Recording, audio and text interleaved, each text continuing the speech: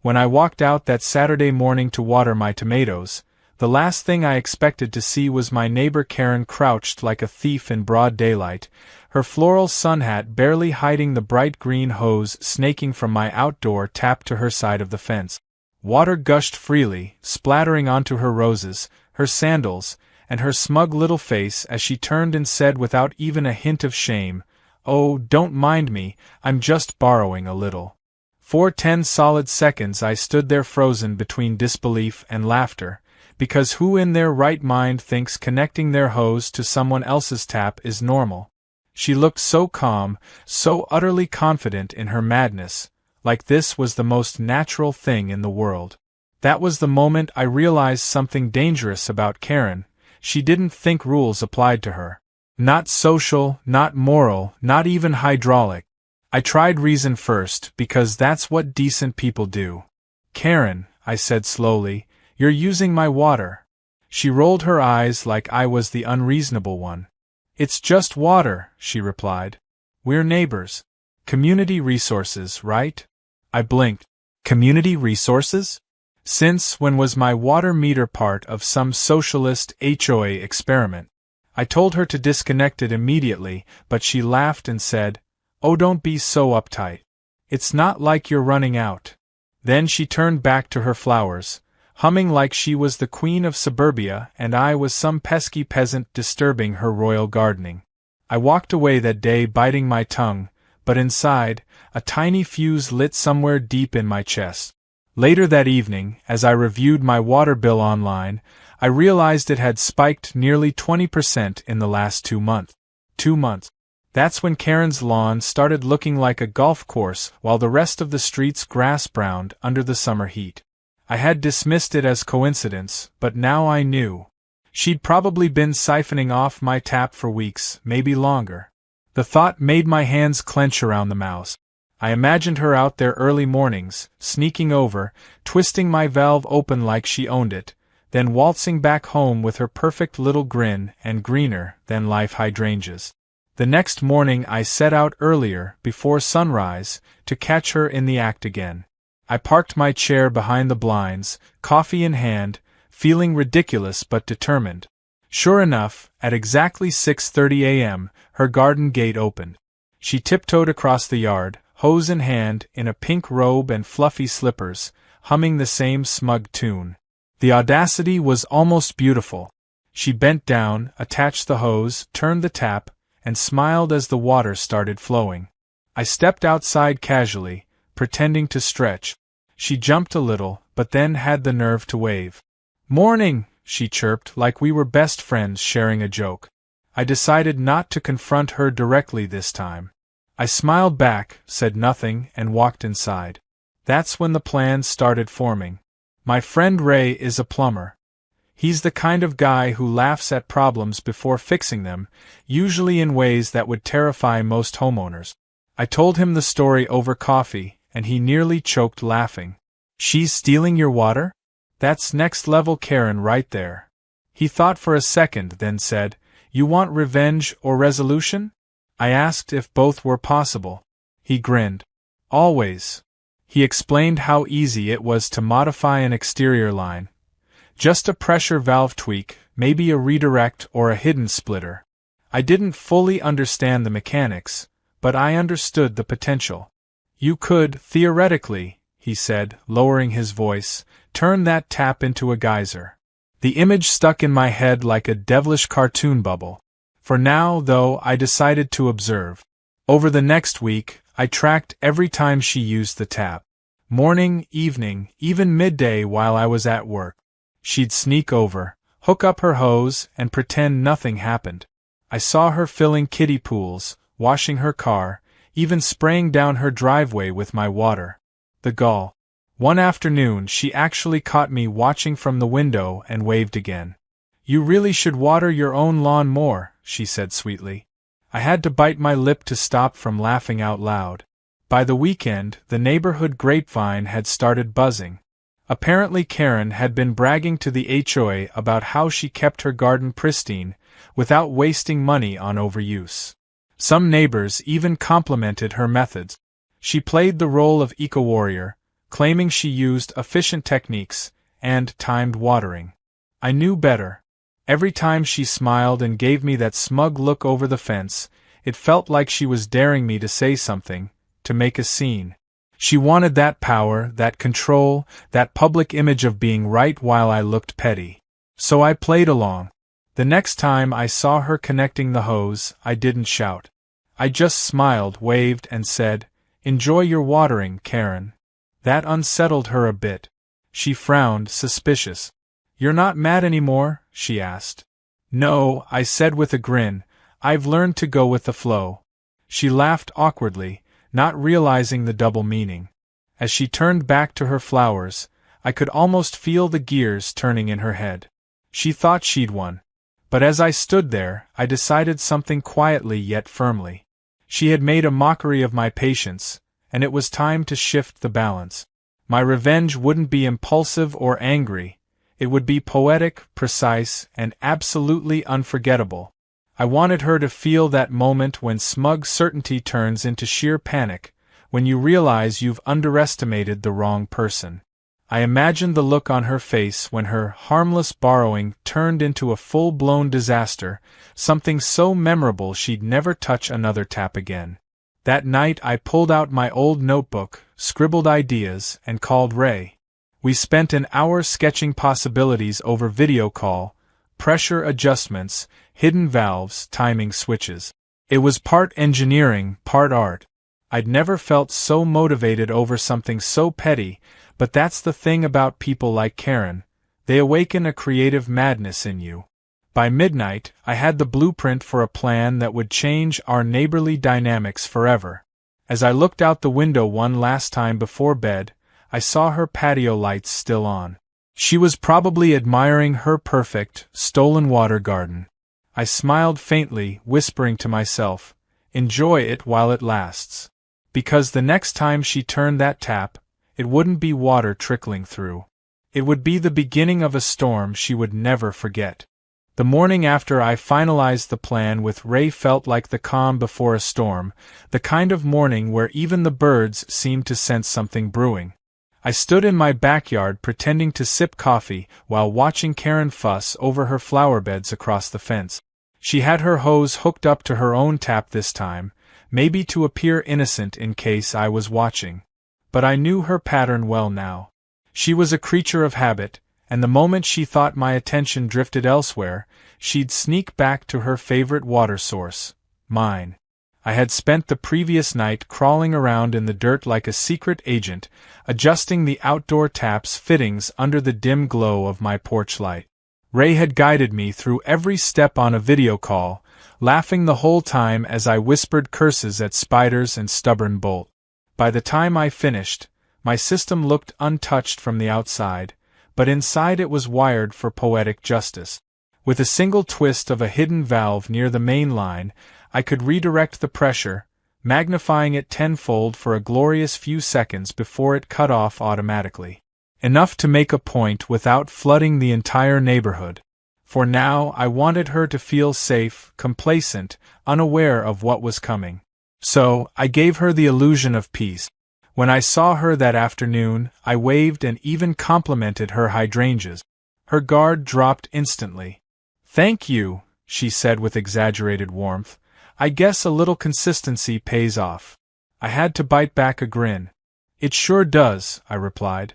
As she turned back toward her porch, I noticed a new hose coiled near her fence. Bright yellow, new, and longer than before. She was preparing for another connection attempt. That told me two things. She was still addicted to my tap, and she was planning something bigger. That evening, I made sure to leave for a drive at my usual watering time, around 6:30. I parked 2 streets away, circled back quietly on foot, and crouched behind the hedge that separated our backyards. There she was, right on schedule, the criminal queen of cul-de-sac hydration, slipping the hose through a narrow gap in the fence. She attached it, twisted the tap, and the water flowed with that smug little sigh she always made. The sight should have angered me, but instead, I felt an odd kind of excitement, like I was watching the first scene of a well-rehearsed play unfold exactly as scripted. But fate, as it often does, decided to stir the pot. Two of our neighbors, Bill and Sandra, happened to be walking their dog nearby. Bill, a retired firefighter with a permanent frown, noticed Karen's hose setup immediately. "Hey, isn't that your water line she's using?" he asked me when I stood up casually. Karen froze mid-spray, her hand trembling just slightly. "Oh, don't be ridiculous," she said, laughing nervously. "We have an understanding." I smiled politely. "Do we?" I asked. Bill raised an eyebrow, clearly amused by the tension. "Well, that's a new kind of understanding. Maybe I should ask my neighbor for free electricity too." Karen turned red, muttered something about community sharing, and stomped back toward her fence. Bill chuckled. "You've got patience, I'll give you that," he said. "If she tried that with me, I'd cut her hose in half." I smiled, replying, "Let's just say I have my ways." Over the next few days, Karen avoided me completely.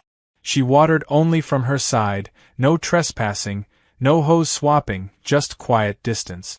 I might have believed she'd learned her lesson if not for the faint wet patch that appeared near my tap one morning. Someone had clearly reconnected and disconnected the hose in a hurry. She'd gotten sneakier, timing her thefts when I wasn't home. That confirmed it, her nerve hadn't cracked, it had evolved. I almost admired it. So, I started keeping a log. Every time I left, I noted the meter reading. Every time I came back, I checked again. The difference told the story. She was still stealing water, just in smaller doses to avoid suspicion. She probably thought she was clever. She probably thought she was winning. But she had no idea that every sneaky refill brought her closer to the moment I'd been crafting since that first stolen spray. Meanwhile, the neighborhood gossip machine spun faster than ever. Sandra, bless her chatty soul, had told everyone about the water drama. Soon, I was getting sympathetic smiles from half the block and smirks from the other half who seemed to think it was hilarious. One afternoon, at the mailbox, old Mrs. Jenkins said, "I hope you gave that woman a piece of your mind." I smiled, "Not yet, Mrs. Jenkins. I'm saving it for the right time." Karen, hearing this from across the street, glared daggers my way but said nothing. Her silence told me she was planning something too. And sure enough, by that weekend she struck again, bolder than ever. It was Sunday morning.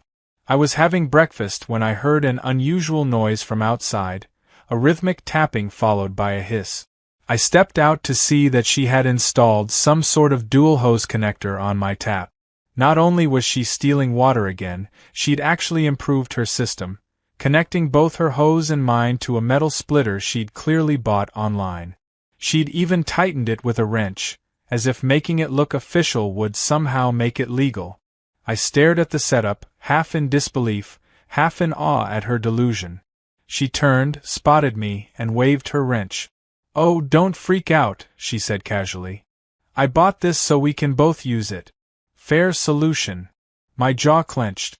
"You bought it with my water bill money, didn't you?" I said quietly. She blinked, then huffed. "Don't be dramatic. It's just water. You men always make a fuss over little things." That last sentence did it. There was something about her tone, condescending, dismissive, that flipped a switch in my brain. I smiled faintly and said, "You're right, Karen. It's just water." That evening, I called Ray again and told him it was time. "You sure?" he asked, laughing. "Because once you do this, there's no going back to polite hellos." I grinned. "I'm counting on that." He guided me through one last adjustment, a hidden shut-off valve under the deck that would allow me to build pressure in the line before releasing it. I spent hours making sure everything was secure, precise, and reversible. I wasn't trying to destroy her garden, just her ego. When I finished, I tested the line once. It hissed like a coiled snake ready to strike. Perfect. For 2 days, I waited. Karen stayed unusually quiet, probably basking in the satisfaction of her new splitter system. Then, on Wednesday afternoon, she hosted what she called her summer garden showcase. I saw the invitations she'd handed out to neighbors. cheap printed cards with little watering cans on them. She wanted to show off her roses, her eco-friendly methods, and her precious community spirit. It was poetic, really. The stage was set, the audience assembled, and the water thief was about to steal her final drop. The moment arrived just before sunset. She stood proudly by her garden, guests milling about with lemonade glasses, laughing and admiring her work. I watched from my porch, pretending to read while my hand hovered near the hidden valve. She strutted to my tap, connected her hose with a smirk, and turned it. The line tensed instantly. I gave it 10 seconds, just like Ray advised, and then twisted my valve open. The hissing turned to a deep rumble. Karen frowned, confused, as her hose began trembling in her hand like a living thing. Then came the eruption. Water shot out with the force of a small cannon, blasting straight upward before whipping sideways into her face. The hose flailed wildly, soaking her dress, her guests, and half her prize-winning roses in a spinning storm of chaos. People screamed, laughed, and ducked as Karen wrestled the rogue serpent. I sat back, expression calm, heart racing. 10 seconds later, the line automatically shut off, leaving a drenched Karen standing in stunned silence, mascara streaking, dress plastered to her legs. The neighbors' laughter echoed across the yards. Karen turned toward me, sputtering, "What did you do?" I raised my coffee mug and said, "Just sharing a little pressure."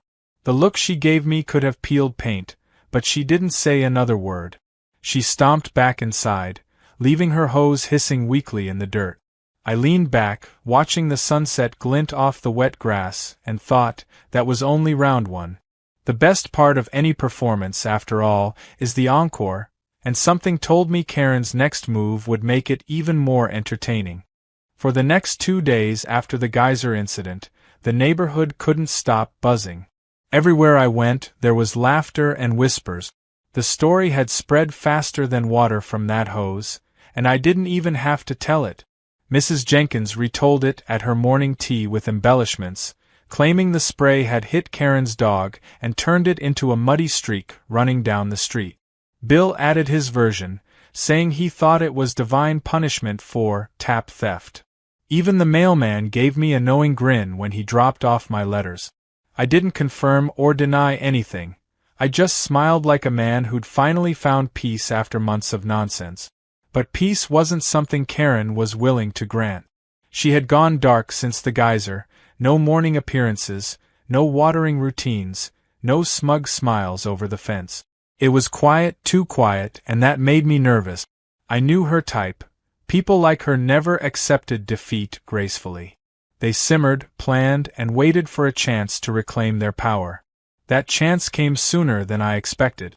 On the 3rd morning after the eruption, I heard a sharp knock at my door. When I opened it, there stood a man in an HOA polo shirt, clipboard in hand, looking like he'd rather be anywhere else. Behind him, half hidden by her sunglasses and fake politeness, was Karen. "Good morning," the man began. "We received a complaint about unsafe plumbing modifications on your property." I almost laughed out loud. "Unsafe plumbing modifications?" I repeated, glancing at her. She crossed her arms. "Yes," she said smoothly, "your tap malfunctioned and sprayed across property lines, causing damage to my garden and personal distress. The HOA needs to ensure community water connections meet safety standards." The man looked uncomfortable, shifting from one foot to the other. I could tell he didn't want to be there. "We just need to take a quick look at your outdoor faucet," he mumbled. I smiled, motioned toward the backyard, and led the way. I could see Karen's smug expression growing as she followed us. She clearly thought she had me cornered, that she'd turn my revenge into punishment. The inspector crouched down by the tap, inspected the fittings, took a few notes, and frowned. "Everything looks standard here," he said finally. Karen blinked. "What? That can't be right." He shrugged. "Pressure's normal, no tampering I can see." I fought the urge to smirk. She stepped forward, pointing. "But it exploded. It drenched me, it's dangerous." The inspector straightened, giving her the tired look of a man who had seen too many neighborhood squabbles. "Ma'am, unless he installed a fire hydrant, I don't think a normal garden tap can explode on its own." He turned to me. "Sir, maybe you just had a surge. Happens sometimes." I nodded politely. "Yes, maybe it was a surge. Unpredictable weather, right?" The man smiled faintly, scribbled something, and left. Karen stood there fuming, unable to decide whether to scream or cry. Finally she hissed, "You think this is over?" and stormed off. I knew then that it was far from over. That night I noticed movement through my window. A shadow lingered near my fence, followed by a faint metallic sound, the clinking of tools. I stepped out quietly and caught Karen halfway through installing a security camera facing directly at my backyard. When she saw me, she froze like a kid caught stealing cookies. "You're trespassing," I said calmly. She straightened, trying to look dignified. "I'm documenting evidence. For legal purposes." I blinked. "Legal purposes? On my property?" She hesitated. "The fence line is community boundary," she argued. I sighed, tired but amused. "Then I'll be sure to decorate our community boundary tomorrow," I said, turning back toward my door. Her voice cracked as she yelled after me, "You can't intimidate me. I'm documenting everything." I didn't respond, but I did spend the next morning installing a tall trellis covered in thick ivy right in front of her camera. By noon, her expensive lens had nothing to record but green leaves dancing in the wind. A few days passed quietly after that, though I could feel her energy bubbling like carbonated anger beneath the surface. Then, one afternoon, I came home to find my driveway covered in wet dirt. It looked like someone had tried to dump garden soil and then spray it away. I followed the trail to the side fence and found a familiar hose lying in the grass. Karen's hose, unmistakably hers, with its bright yellow stripe. She had apparently tried to rinse away something, but the pressure wasn't enough, and the result was a muddy mess that spread onto both properties. I didn't need to think twice. I picked up her hose, coiled it neatly, and hung it on her mailbox. A quiet message, polite yet sharp. The next morning, it was gone, and so was the smugness in her face when she drove by. She didn't wave. She didn't smile. But her glare lingered long enough to confirm I'd hit a nerve. Then came the unexpected twist. That weekend, while mowing my lawn, I overheard Karen chatting with another neighbor, Melissa.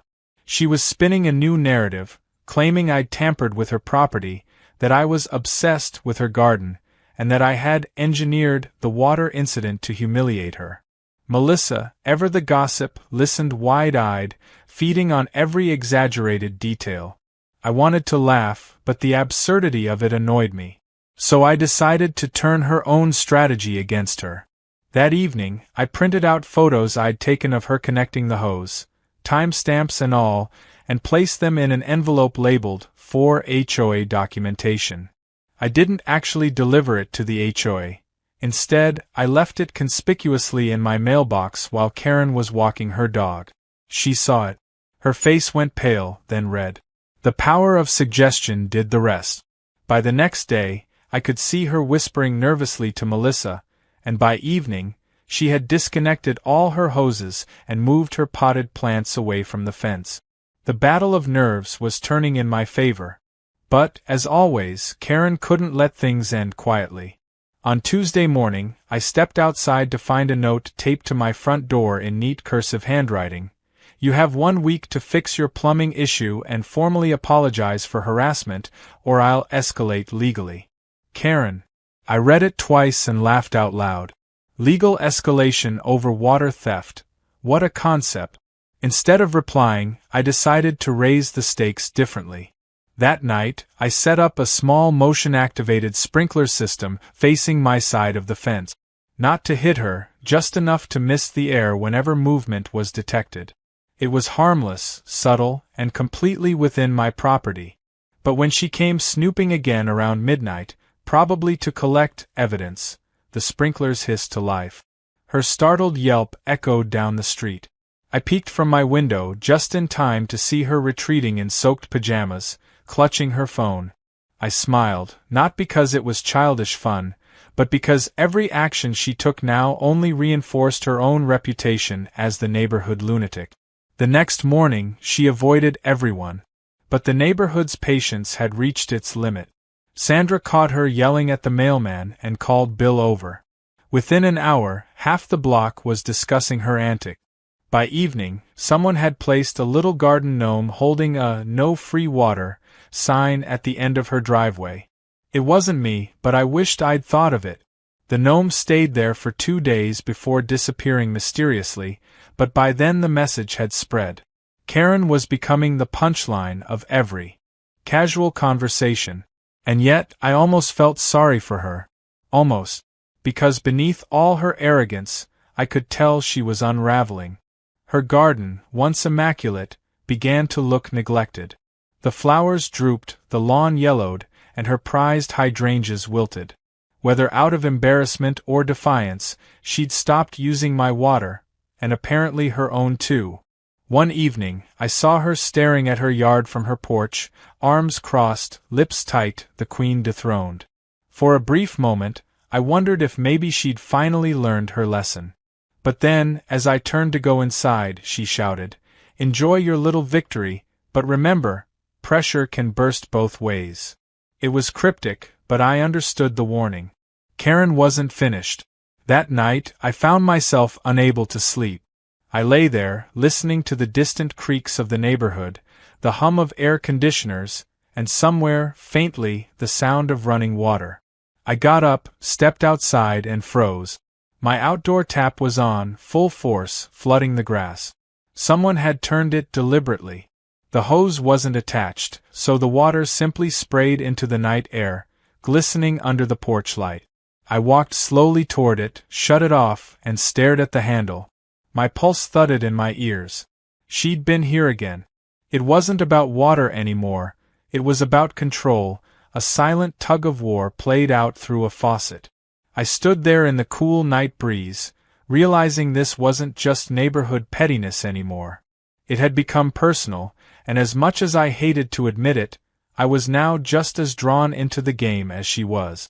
By the time a week had passed since the flooded night, I had learned that peace in our neighborhood was just an illusion, a fragile skin stretched over constant chaos.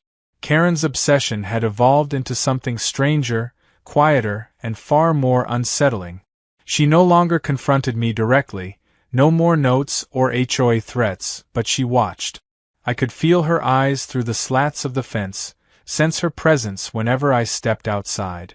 Sometimes I'd hear the faint click of a phone camera or see her curtains shift as I mowed the lawn. It was less about water now and more about pride, about her need to prove she could still win. The irony was that she didn't realize how much she was losing. Her lawn was dying, her flowers limp, her perfect image slipping away like sand through clenched fists. But for someone like Karen, the truth never mattered as much as perception. And if she couldn't fix her garden, she would try to fix her reputation instead. I first realized that when the HOA newsletter came out that Friday. There, buried between notices about pet waste and parking violations, was a section titled Community Cooperation and Water Use Ethics, featuring a suspiciously familiar story about neighbors who tamper with plumbing and cause property damage. The writing was passive-aggressive enough to scream Karen's tone. She'd managed to slip her narrative into print, using her connections to smear me without naming names. It was clever, in a petty kind of way. I could have ignored it, but I decided to respond the only way that truly mattered, through result. If she wanted to turn this into a war of reputation, I'd make sure the entire neighborhood saw exactly who she really was, without me saying a single word. That weekend, I called Ray again, this time for something a little more theatrical. I told him about the newsletter, about the nightly sabotage, about the eerie sense of being watched. He laughed for a full minute before saying, "You want to end this once and for all? Let's make it a show she'll never forget." His plan was simple but brilliant. We would set up a fake irrigation testing day. I'd post flyers around the neighborhood announcing that the water department was checking pressure fluctuations on residential tap. Anyone who tampered with external valves during testing could face fines for interference. Of course, there was no real water department visit, but Karen didn't need to know that. The beauty of the idea was in how predictable she was. If she believed her tap use might get me in trouble, she wouldn't be able to resist meddling. And that's when my real system, an upgraded version of the Geyser trap, would come into play. For 2 days I prepared the yard, cleaned the valve system, and installed a small motion sensor to trigger the pressure boost. This time it wasn't manual. The moment her hand touched the tap, the sensor would detect movement and unleash the full force for exactly 6 seconds before shutting off. It wouldn't cause any damage, but it would be dramatic enough to ensure witnesses. I even placed one of my old outdoor cameras on the shed roof, pointed straight at the tap. Every step felt methodical, satisfying, like arranging chess pieces for the inevitable checkmate. Meanwhile, Karen kept pretending she was uninvolved, smiling too sweetly when she saw me at the mailbox, complimenting my shirt, even offering a jar of homemade pickles as some absurd peace offering. I accepted it with a straight face but didn't touch it. It wasn't reconciliation. It was reconnaissance. She was trying to gauge whether I was lowering my guard. By Sunday morning, everything was in place. The flyers I'd printed looked official enough to fool anyone. Bold fonts, water department logo from Google Images, the whole deal. I taped one near the community board, another by the mailboxes, and one right on my own fence. By evening, the gossip had spread. Bill even stopped by to ask if it was true. I played innocent, saying, "Apparently they're testing for illegal pressure valves. I hope nobody's been tinkering." He laughed and said, "If they find Karen, I'll buy you dinner." That was the moment I knew word had reached her. The next morning dawned bright and tense. I worked from home that day, pretending to type emails while watching the side yard through the window. Hours passed. Noon came and went. Then, just after 2 o'clock, I saw her patio door open. She was dressed in her gardening outfit, big hat, gloves, and determination painted across her face. She looked both nervous and defiant, the kind of person who knew they shouldn't do something but couldn't help themselves. She crossed the lawn, glanced around to make sure no one was watching, and slipped through the gap in the fence. My heart raced even though I'd been expecting it. She reached for the tap. The sensor clicked, and within a heartbeat, the geyser roared to life. The jet of water exploded upward, hitting the underside of her hat and sending it flying like a frisbee into her yard. She screamed, stumbling backward as the spray drenched her head to toe. The pressure caught her hose connector too, flinging it into the air where it whipped around like a wild snake, soaking everything within range. I heard laughter before I even opened my door. Neighbors had seen it from their windows, and one of them, probably Sandra, was already filming. I walked out calmly, holding my phone, pretending to look surprised. "Karen? Are you all right?" I called out. She sputtered, mascara running, eyes wide with fury and humiliation. "You set me up," she shrieked. "You're insane." I shrugged. "You were warned about the testing. Maybe the system's just sensitive." By the time she retreated, soaked and screaming, half the block had gathered. Bill shouted something about calling the Discovery Channel for nature's dumbest moments. The laughter echoed long after she slammed her door. I stood there soaking in the satisfaction, not because I'd embarrassed her, but because it had ended publicly and undeniably. There was no way she could twist this into another story of victimhood. She had literally been caught red-handed and rain-soaked. The footage from Sandra's phone circulated quickly through the neighborhood group chat. By evening, someone had turned it into a short meme titled "Hydration Station, Karen Edition." I thought that would be the end of it. I genuinely did. For 2 blissful days there was silence. No cameras, no notes, no snooping. I even started relaxing again, tending my own plants without looking over my shoulder. But on the 3rd night, something strange happened. Around midnight, the motion light outside flickered on. I looked through the blinds and saw a shape moving near the fence, small, hunched, sneaky. I assumed it was Karen, back for round 3. I slipped out quietly, flashlight in hand, and crept around the corner. But it wasn't Karen. It was a teenager, one of the local kids, kneeling near the tap, probably curious after all the excitement. He jumped when he saw me, muttered an apology, and ran off. Relief washed over me, but when I glanced toward Karen's yard, I saw her window curtain flutter. She'd been watching the whole thing. The thought unsettled me more than I wanted to admit. The next morning, I found a small package on my porch. No note, just a neatly wrapped box. Inside was a cheap plastic water gun filled with blue food coloring and a little tag that read, "Thought you might like to play fair." I stood there for a minute, the absurdity of it sinking in. It wasn't even threatening anymore, it was desperate. She was running out of moves, reduced to childish pranks. I tossed it in the trash and tried to shake off the uneasy feeling. But later that day, when I checked my camera feed, I noticed something new.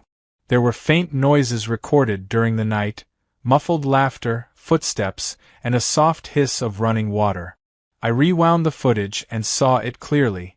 A trickle of water seeping from the tap around 1 a.m., then stopping abruptly. She'd come back again. That was the moment I realized I couldn't keep playing defense.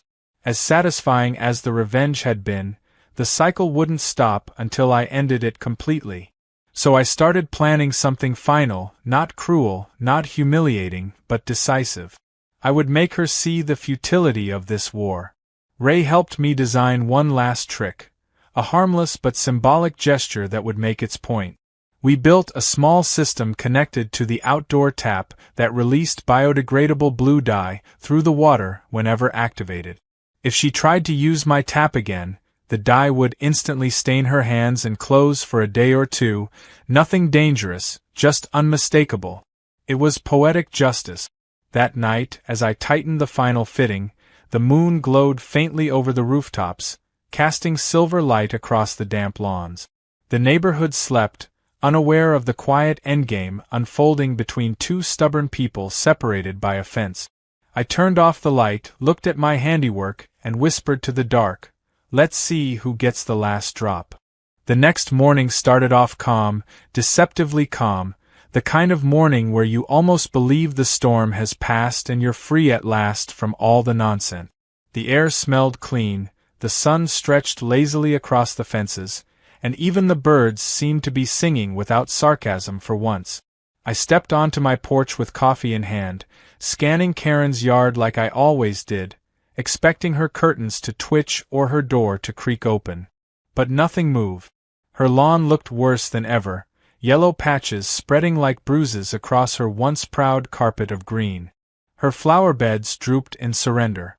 For a brief, peaceful moment I thought maybe she'd given up, maybe she'd finally accepted that her empire of entitlement had fallen. I should have known better. People like Karen don't surrender. They plot in silence, waiting for the right time to strike again. And that strike came sooner than I imagined. Around noon, as I was tightening the hinges on the backyard gate, I heard the faint sound of a hose being dragged. It wasn't my imagination.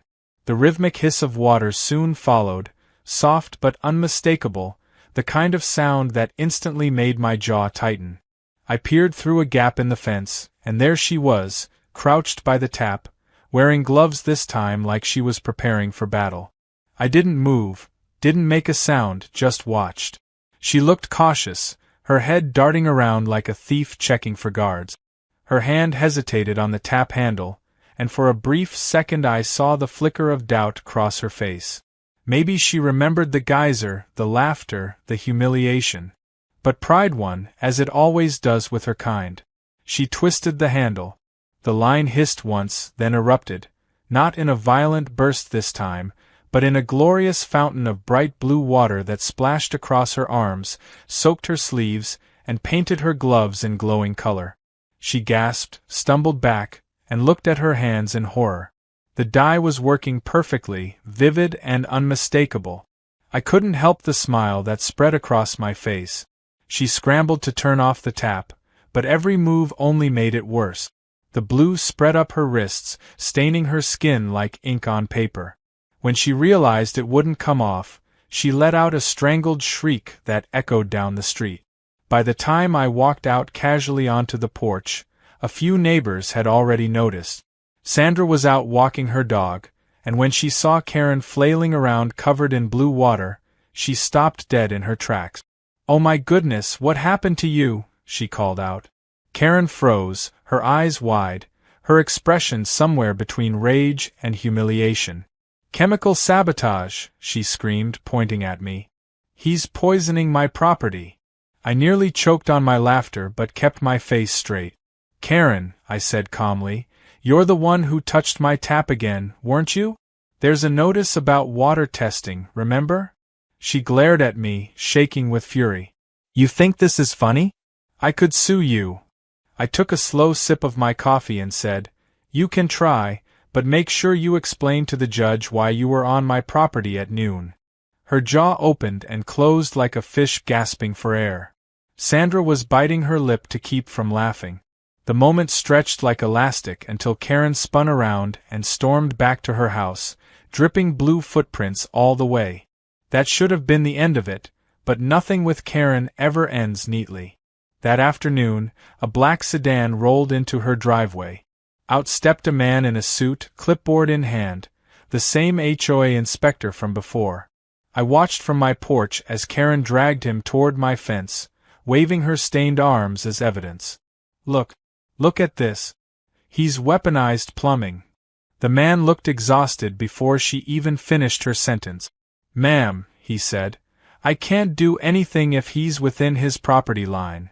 She hissed back, "Then make new rules." He sighed, took a few photos, and left. She stood there alone afterward, trembling with anger, and I could almost see the gears turning in her mind. She was humiliated again, this time in daylight, in front of witnesses, and it had been her own doing. I almost pitied her. Almost. The neighborhood, however, didn't pity her at all. By evening, the memes were back. Someone, probably Bill, had taken a screenshot from Sandra's video and added the caption, "Avatar, the water thief." It circulated in the community chat faster than lightning. Karen must have seen it because her lights went out early that night, and her blinds stayed shut for 2 full days. For once, her yard was silent, her driveway empty, her mailbox untouched. It was eerie, like the calm after an explosion when you can still smell the smoke but can't see the flames. I didn't trust it. I knew she was planning something behind those closed curtains. On the 3rd day, my suspicion proved right. I woke up to the sound of banging, metal against metal, sharp and steady. When I stepped outside, I saw her hammering something onto her fence. It was a large sign that read, "Trespassers will be reported and prosecuted." The irony was so thick I could have bottled it. I watched her work, her arms still faintly blue despite the glove. When she noticed me watching, she shouted, "You stay on your side and I'll stay on mine." I smiled. "That's all I ever wanted, Karen." But she wasn't done. That evening, she parked her car directly in front of my mailbox, blocking it entirely, an act of petty defiance that screamed desperation. I took a photo, filed a quick complaint online, and within hours a patrol car stopped by to ask her to move it. When she refused, they towed it. The look on her face as her car disappeared down the street was something I'd remember for a long, satisfying time. But it was what happened next that truly sealed the end of our Cold War. The following morning, I got a call from Ray, laughing so hard he could barely talk. "You're not gonna believe this," he said. "Apparently Karen called a plumber to inspect her line because she thought your water dye had infected her system. The guy drained her hose connections and found a frog nest inside. A real one. She's been using frog water." I nearly dropped my phone laughing. The poetic justice was beyond anything I could have planned. She had spent weeks stealing water, tormenting me, and in the end, she'd been watering her precious flowers with swamp brew. The neighborhood found out soon after, of course. Sandra couldn't resist sharing the story, and by evening, even the HOA group chat was full of frog emojis. Karen stopped coming outside altogether after that. Her car stayed parked awkwardly in her driveway, her garden withered completely, and the once immaculate patio furniture was now gathering dust. I walked by one evening just to check the damage. Through her window, I saw her sitting on her couch staring blankly at the TV, curtains half closed, her shoulders slumped. The queen of control, dethroned at last by her own greed and stubbornness. In a strange way, I didn't feel triumphant anymore. I just felt relieved. It wasn't about winning anymore, it was about reclaiming peace. I walked back to my yard, turned on my tap, and watched clear water flow without interference, without conflict. For the first time in months, it was just water. Simple, clean, and mine. I thought that might be the perfect ending, but life loves one last twist. A week later, as I was pruning the hedges, a delivery truck pulled up outside Karen's house. A new family was moving in. Karen had sold the place. I watched as movers carried boxes marked fragile and kitchen, while a young couple chatted cheerfully beside them. No sign of Karen anywhere. By afternoon, the new neighbors came over to introduce themselves. They were polite, kind, normal, the kind of people who didn't seem likely to wage war over a hose. I welcomed them warmly, offered lemonade, and they laughed when I joked about unwritten neighborhood rules about water sharing. They didn't know the story yet, but they would. The street always remembers. That night, I stood on my porch as the sun dipped below the horizon, casting the fences in orange light. The garden smelled sweet again. My tomatoes glowed red under the fading sun. Somewhere, a sprinkler hissed softly in the distance, steady and peaceful.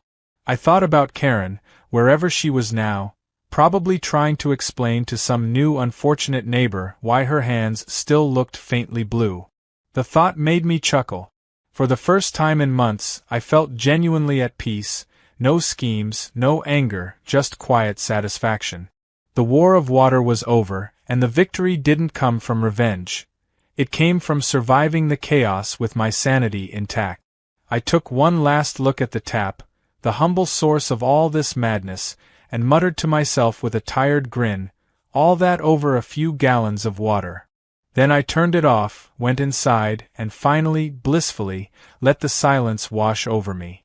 Several months passed after Karen moved out, and the neighborhood seemed to breathe again, as if some invisible weight had finally been lifted.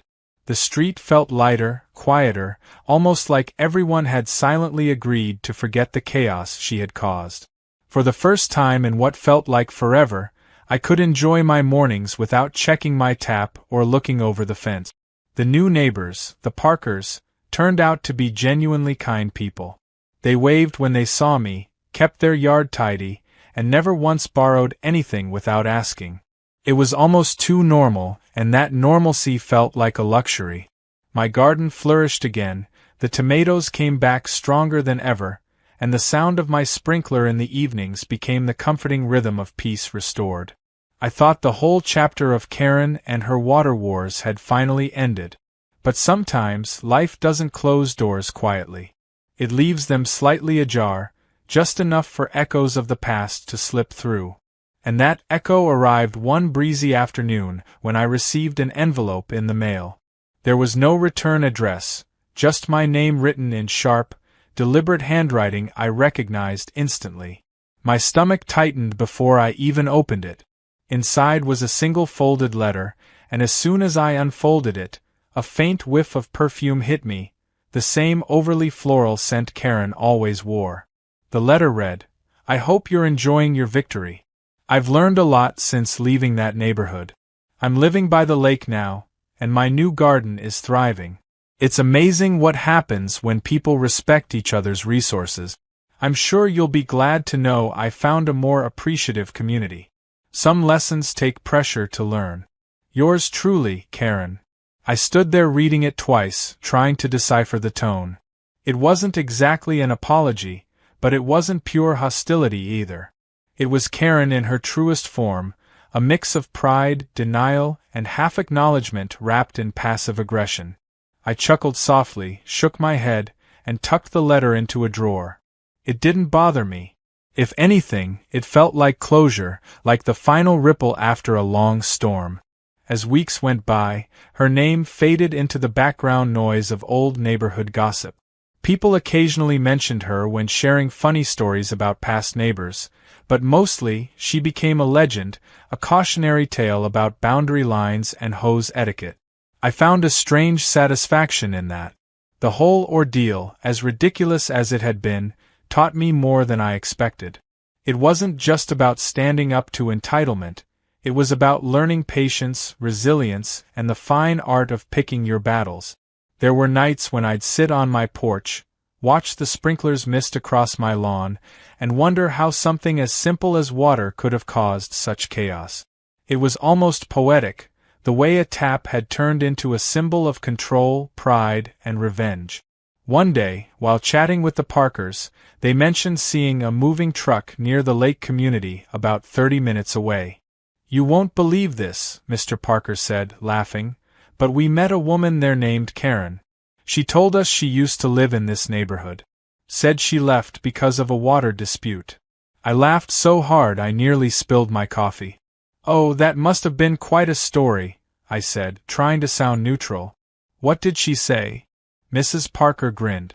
"She said her neighbor was obsessed with control and tried to flood her garden as revenge."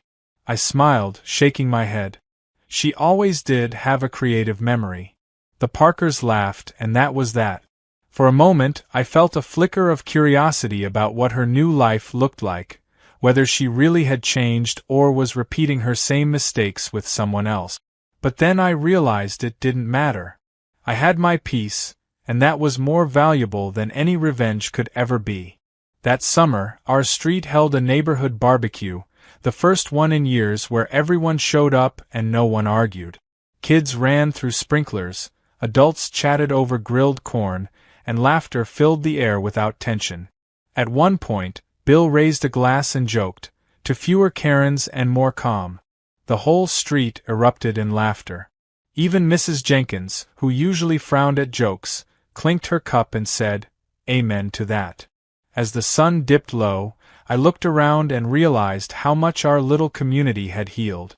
The fences, once symbols of division, now looked like harmless decorations.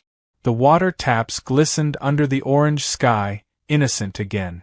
But peace has a funny way of reminding you of its fragility.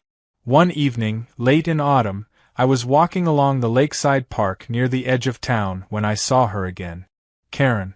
She was standing by a flower bed near the community dock, hose in hand, watering a row of potted plants. Her back was to me, but the posture was unmistakable, rigid, confident, in control. For a moment I thought about walking away quietly, pretending I hadn't seen her. But then she turned. Her eyes met mine, and for a split second both of us froze, caught in that strange web of shared history. Then, to my surprise, she smiled. Not the smug grin I remembered, but a small, almost genuine smile. "Well," she said, her voice softer than before, "fancy seeing you near my new water source." I laughed before I could stop myself. "Don't worry," I said, "I'm just passing through. No hose wars this time." She smirked faintly. "I learned my lesson. I have my own tap now." There was an awkward pause, then she added, "Your plan was clever, by the way. I hated you for it, but I respect it now." That caught me off guard. I didn't know what to say. Finally I replied, "You made it easy. You just kept pushing." She nodded slowly, almost thoughtfully. "I know. I was angry at everyone back then. You just happened to be the one person who didn't fold." Her voice trailed off as she turned the hose off and coiled it neatly. I noticed her garden was smaller this time, neater, simpler, like she'd traded chaos for calm. "It looks nice," I said honestly. She gave a small, proud smile. "It's peaceful here," she said. "No HOA. Just the lake and the ducks." I nodded. "That's good. You needed peace." For a moment, we stood there in silence, two former enemies sharing a rare truce under the fading sunlight. Then she looked at me again and said, "You know, I used to think power meant getting my way. Now I think it's about knowing when to stop." I left her there by the dock, the sound of the hose fading behind me. As I walked back to my car, the air smelled faintly of water and earth, and I couldn't help but smile. It felt like closure, the real kind this time, not the smug satisfaction of revenge, but the quiet realization that even the most absurd conflicts eventually find their way to peace. That night, when I got home, I stood by my own tap again, the same one that had caused all the drama, and turned it on. The water flowed clear, steady, and calm, just like the world around me. I let it run for a moment, listening to the gentle hiss, thinking about everything that had happened, the laughter, the madness, the lessons hidden beneath it all. Then I turned it off and whispered to myself, pressure released. From that day forward, the story of Karen became a neighborhood legend, retold at barbecues and family gatherings, sometimes exaggerated, sometimes softened, but always ending with a laugh. People called it the Great Hose War, and every time someone new moved in, someone else would eventually bring it up with a grin. And me? I never corrected the details. I just listened, smiled, and watched the laughter ripple through the crowd. Because deep down I knew the truth wasn't about who won or lost. It was about what we all learned, that boundaries matter, pride can drown you faster than water, and sometimes the best revenge is letting things flow back to calm. Years later, when the tap finally rusted and I replaced it with a new one, I paused before throwing the old handle away. I kept it instead, hung it in my shed as a strange little trophy, not of victory, but of patience. Every time I saw it, I remembered the chaos, the laughter, the absurdity, and the satisfaction of surviving it all with humor intact. Karen's name eventually faded from the neighborhood vocabulary, replaced by new stories, new dramas, new faces. But sometimes, when I watered my garden on quiet summer evenings, I'd glance toward the fence and half expect to see her there again, arguing about something trivial, hose in hand, ready to stir things up. And then I'd laugh quietly to myself, grateful that all that pressure had finally turned into nothing more than a story we could all laugh about, a story that began with one entitled neighbor, one stubborn homeowner, and a tap that turned the whole neighborhood into a comedy of water and willpower.